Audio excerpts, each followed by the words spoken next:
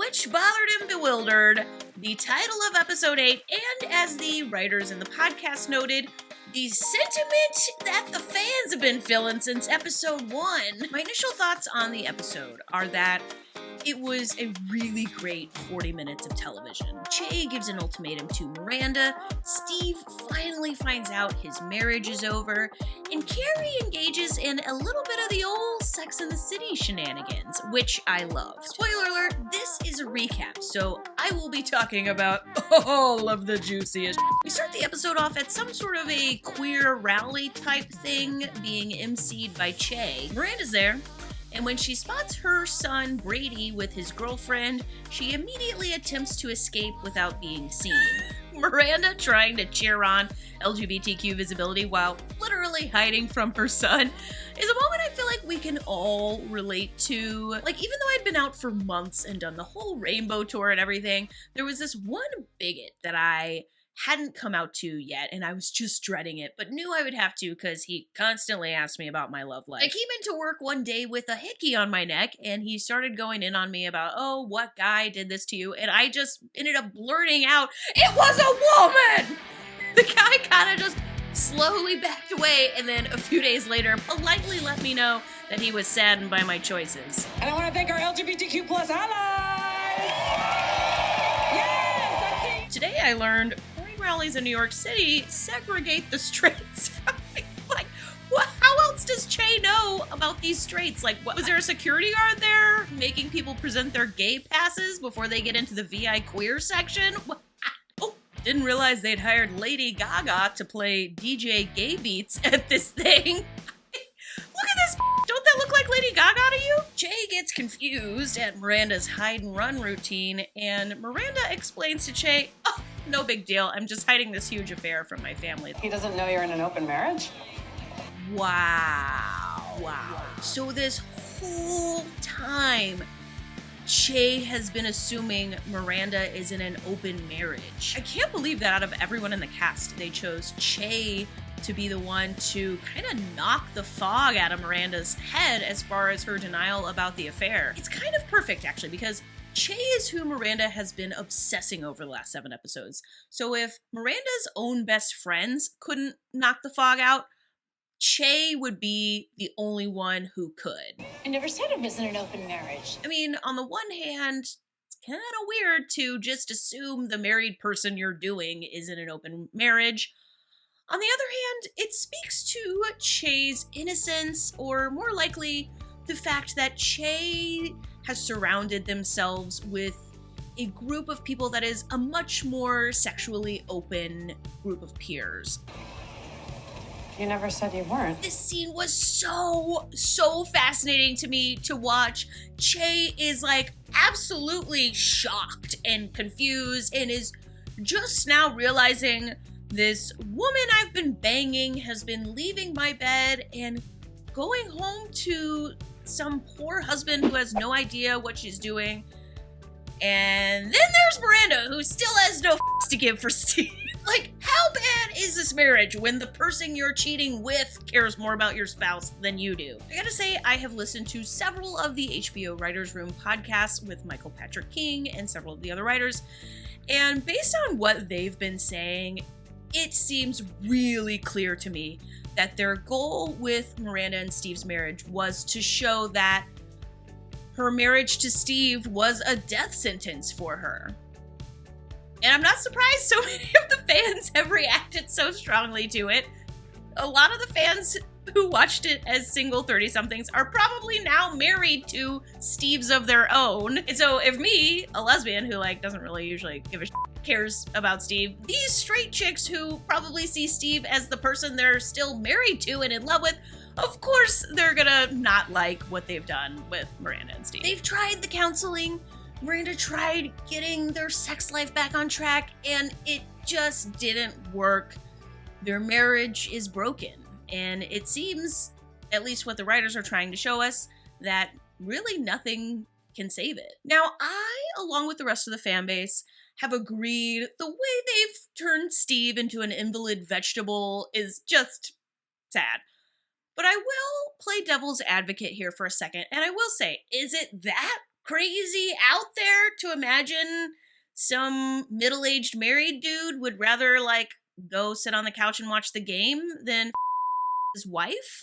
I mean, don't y'all have dads? This is like mine and literally every friend I grew up with's dad, right? Go to work, come home, watch TV. I don't know, maybe I'm changing my mind on this. Maybe the reason everybody's so pissed is because it is what happens in real life. So even though I don't think they had to take it to the extreme example they did with Steve, I still kind of feel like, oh, are you telling me the idea that a couple who's been married as long as they have would struggle with their sex life? Like, that's just so never could happen, crazy bonkersville. Let's get real. Like cut the bull, as Joey from Full House would say, but without saying the part. All couples struggle with their sex lives, right? That's a thing. I'm just gonna put it out there. Yes, all couples struggle with their sex lives, and no, it doesn't always lead to divorce. But this is a very realistic plotline, is what I'm saying. It's not that crazy. Yeah, they kind of dogged Steve. Yeah, they made him look like an ass. But like, this is something literally pretty much every couple friend of mine who's ever, I've gotten close enough for them to be vulnerable. Like, this is something that happens. It happens. It happens with lesbian couples. It happens with straight couples. It happens with gay couples. It happens with everybody, okay? As I watch you, the person I've been for the last 3 weeks, pretty much nonstop skulking away. Damn, that's a lot of You knew all this was new to me. New to being queer is one thing, married and lying is another. I am so glad they put this scene in. It's felt like for the entirety of this first season up until now, the audience has wanted to scream at Miranda, "What are you doing?" And that is why, for me personally, it felt so cathartic to watch Che spell it out for Miranda. Yes, you are cheating. It is an affair, and it has really nothing to do with queerness. I'm a lot of things, but I'm not a homewrecker. Wait, no, that's it? Yeah, it is, until you figure out your life. Wow. I wonder how all the Che haters are taking this scene. To me, this just solidifies that Che as a character isn't pretending that all the things Che says on stage are real, and Che really tries to live them and believe them. And I gotta admit, the first time I saw Che on screen in this reboot, I think it was really Sada Ramirez that I was in love with and falling for. But by the time episode 8 and this scene comes around, I realize I am now fully in love with the character of Che. So Che basically dumps Miranda, and it's like, oof, finally we're gonna get some sort of resolve to this affair plotline. Later on, we learn Carrie has some noisy youngins living down below her that she's afraid to yell at. Am I just a huge... Because, like, I would have been dropping bags full of my cat turds onto them once it reached past midnight and that one was still cackling as loud as she was. Like, when I hit my 50s, am I suddenly gonna give a shit about what my neighbors think of me wearing a face mask? I'm pretty sure my neighbors have seen me naked. Tonight, during our dessert ritual, I'm gonna ask Steve for a divorce. Thank God! Oh my God, thank you so much! I heard Michael Patrick King say on the Writers Podcast that he doesn't like characters to be in denial of things because it's boring for an audience to watch a character being in denial, just knowing the whole time what's gonna happen. Eventually they're gonna have to stop being in denial. Well, in my opinion, this entire season, Miranda's storyline has been her denial about the affair. You still married? Is it his birthday? What the hell? Your man can't get a unless it's his birthday? I mean, damn, pillow princesses. Is this how chicks who like dudes roll? I thought lesbians were the only ones who didn't like giving but, like, apparently nobody likes I just am so gay, I don't understand. I carry the 9. I'm being just like the bigoted straight people, aren't I? You know what? You don't have to understand it. Love is love. Straight people are okay too. Besides the awkward women in their 50s still give ness of it, I loved this meetup where they all have dinner, and it really gave off old Sex and the City vibes for me. This wasn't some long-running plot that was gonna take up, 2 or 2.5 episodes. This was just the girls having dinner talking about and sex positivity and parenting over seafood. Wow. These pants on Miranda. I know I splooged all over myself in the Che comedy episode where Miranda wears the maroon outfit, but I just can't say it enough. Miranda looks so hot. You know what? I'm just gonna say it. Miranda in her 50s is hotter than Miranda in her 30s. Yeah, I said it. Carrie is bothered by people calling her ma'am, and how do people exist in this type of fragility? Like, all the writers on the podcast all said they remembered the first time they were referred to as ma'am. Maybe it's a Chicago thing, but I get called ma'am like 50 times a day, and it's been happening to me since I was a teenager. Do y'all get thrown off when people call you ma'am? Miranda shows up outside Che's place of work. Yikes. Guess Carrie's question about whether Che had the same type of feelings for Miranda stuck in Miranda's head a bit. I'm in love with you. Oh, wow. Oh, damn! I did not see that coming at all. Damn! Che's in love with her. Holy. Look at me, listen to me. Are you listening to me? I can't give you anything traditional. And this is the point at which I realize an earlier commenter who was putting this out there on one of the other recaps I did may be right in suggesting they're going to have Che be polyamorous. You can just see it coming. Miranda has no idea what Che means when Che says, I can't give you anything traditional. And Che really should be explaining this better, considering the whole I had no idea I was engaging in an affair thing because of our lack of direct communication thing. But this is a TV show, so it's like more interesting if they don't say exactly what they mean. How does Che not realize Miranda doesn't know what I can't give you anything traditional means? It's like telling your grandma not to spill the tea on your bae's new gig. Grams is just gonna be like, what? I haven't had tea since the 1950s in England. Miranda is definitely not going to realize what non-traditional means. Miranda will be the grandma in the scenario going like, what? What? You have sex with other people too? And you have sex with me? Oh, God. But it's fun television. It's gonna make some fun television. But like, as soon as we get this thing resolved, on to the next miscommunication. Charlotte decides to take her oldest daughter, Lily, out to dinner to have a talk about sex with her. It was nice to see the Charlotte-Lily sex positivity plotline with all the emphasis on Charlotte's youngest, Rock, at the beginning of the season.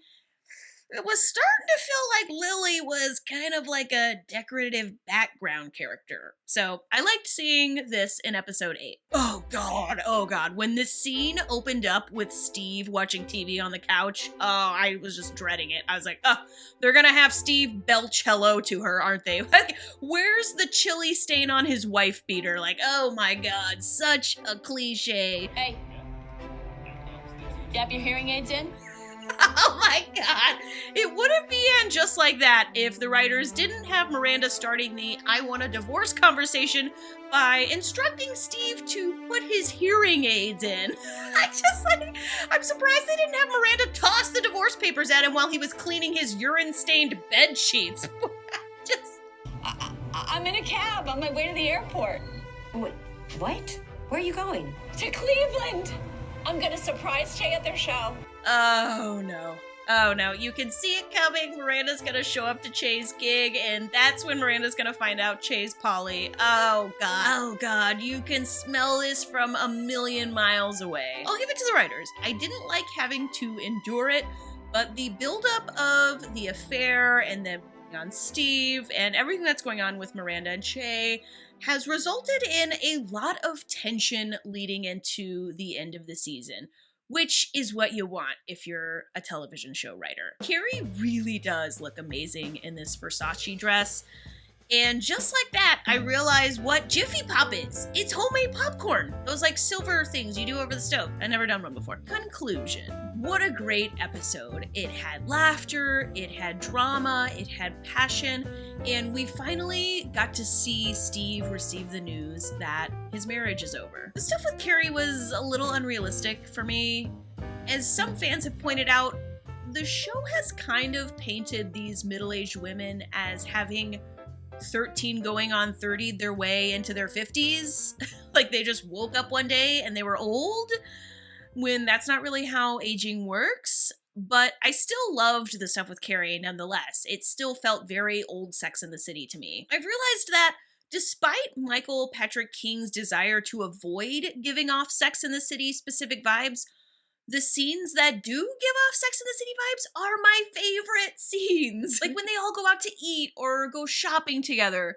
You know, I liked the neighbor plotline because it didn't seem so serious as all the other plot lines going on this season. And I appreciated them for putting it in. Of course, the main plot line for the show has become, in my opinion, Miranda and Che. Pretty much nothing else feels like it holds as much weight as Miranda and Che. Even Big's death didn't feel like it held as much weight as Miranda and Che. And maybe that's something the writers have done on purpose. So let's talk predictions. Of course, I could be wrong. I've been wrong a lot. I was wrong that they would have Che and Miranda start an affair. I was wrong about them having the affair result in a big dramatic explosion. I mean, Steve literally said whatever at one point when Miranda was talking to him about all this. Whatever. Oh my god, no wonder the wants a divorce. You just whatevered her telling you she's unhappy. But I'm still gonna lay out my prediction. I do think Che is polyamorous, and I think Miranda is going to fly out to Cleveland for Che's gig and find out at the gig that Che is polyamorous, and Miranda is going to be shocked. What are your predictions for the end of this season? I think that pretty much covers it for episode 8. It's not lost on me that I just did 2 back-to-back recaps of And Just Like That. I wanted to catch up to HBO's release schedule, but I promise the next video will not be a recap of And Just Like That. It'll be some other type of video. Before next week, the second half of the week, I'll be recapping episode 9. Well, thank you so much for tuning in. I'm Amanda. This is my Really Gay YouTube channel, and I will see you next video.